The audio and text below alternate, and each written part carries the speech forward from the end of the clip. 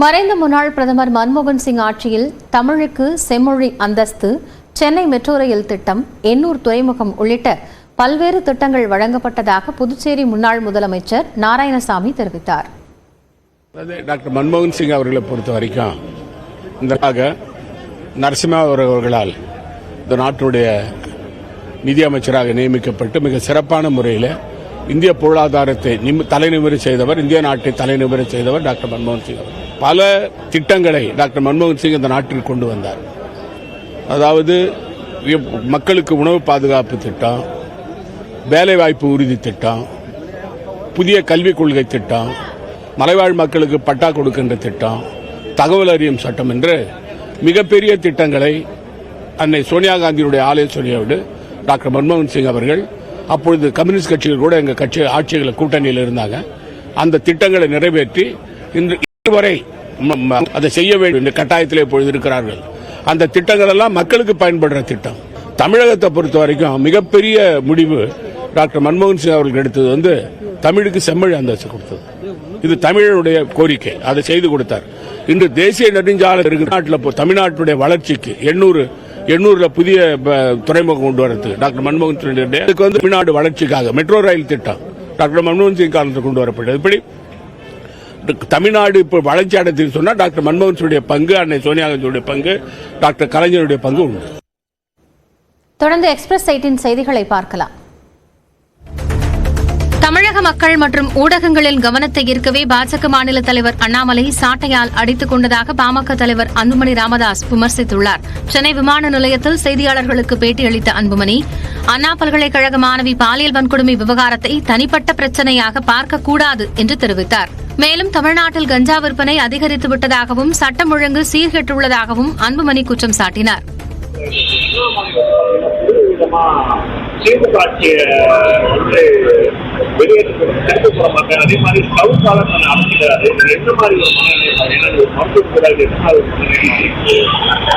இல்ல, அதாவது தமிழக மக்களுடைய கவனத்தையும் ஊடக நண்பர்கள் உங்களுடைய கவனத்தையும் ஈர்ப்பதற்காக அப்படி செய்திருக்கலாம் என்று நான் நினைக்கிறேன்.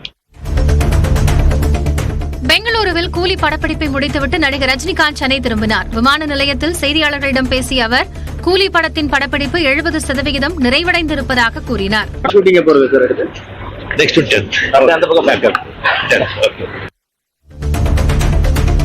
தஞ்சாவூர் சரக டிஐஜி அறிவுறுத்தியுள்ளார். திருவாரூர் மாவட்ட காவல்துறையின் பணிகள் குறித்து தஞ்சை சரக டிஐஜி ஜியாவுல் ஹக் ஆய்வு செய்தார். ஆயுதப்படை மைதானத்தில் காவலர்களின் அணிவகுப்பு பயிற்சியை ஆய்வு செய்த டிஐஜி தொடர்ந்து அங்கு நிறுத்தி வைக்கப்பட்டிருந்த ரோந்து வாகனங்களை பார்வையிட்டார். பொதுமக்கள் கூடும் இடங்களில் கண்காணிப்பு கேமராக்களை அதிகப்படுத்த வேண்டும், பள்ளி கல்லூரி முன் உள்ள கண்காணிப்பு கேமரா பதிவுகளை அடிக்கடி ஆய்வு செய்ய வேண்டும் உள்ளிட்ட அறிவுறுத்தல்களை வழங்கினார். விடுமுறை தினம் என்பதால் தூத்துக்குடி திரேஸ்புரம் நாட்டுப்படகு மீன்பிடி துறைமுகத்தில் மீன் வாங்க பொதுமக்கள் குவிந்ததால் மீன்களின் முதல் 600 ரூபாய் வரையும் விற்பனை செய்யப்பட்டது. நண்டு கிலோ 400 ரூபாய் வரையும், சாலா மீன் ஒரு கூடை 2000 ரூபாய் வரையும் விற்பனையாகின. புத்தாண்டிற்கு முன்பு வரும் செவ்வாய்க்கிழமை ஏராளமான நாட்டுப்படகுகள் கரை திரும்பும் என்றும் அப்போது மீன் விலை குறையும் என்றும் மீனவர்கள் தெரிவித்தனர். கூலி, பாறை, ஐலஸ் இந்த மாதிரி மீன் வந்திருக்கு, விலையெல்லாம் கூட. இன்னைக்கு வியாபாரிகள் மீன் இல்லாம திரும்பதான் போறாங்க. விடுமுறை நாட்களா இருக்கு, பண்டிகை நாட்கள் விடுமுறை நாட்களா இருக்கனால கறிக்கு மீன் வாங்க வந்தவங்க இன்னைக்கு ஏமாற்றம் பண்ணிதான் போறாங்க.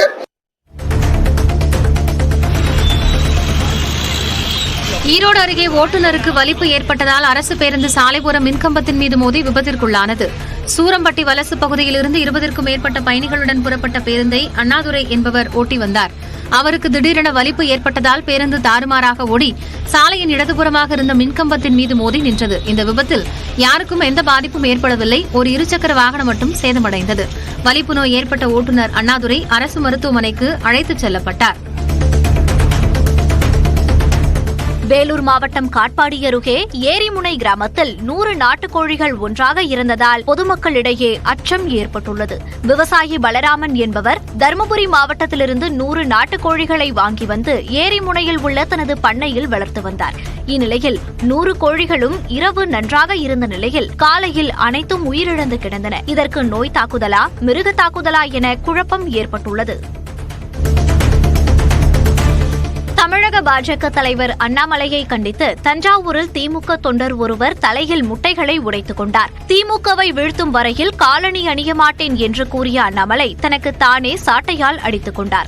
இந்நிலையில் அண்ணாமலையின் இந்த செயலை கண்டித்து தஞ்சாவூர் மாவட்டம் ஐயம்பேட்டையை சேர்ந்த திமுக கவுன்சிலரின் கணவர் ராம் பிரகாஷ் தலையில் 150 முட்டைகளை உடைத்துக் கொண்டு போராட்டத்தில் ஈடுபட்டார்.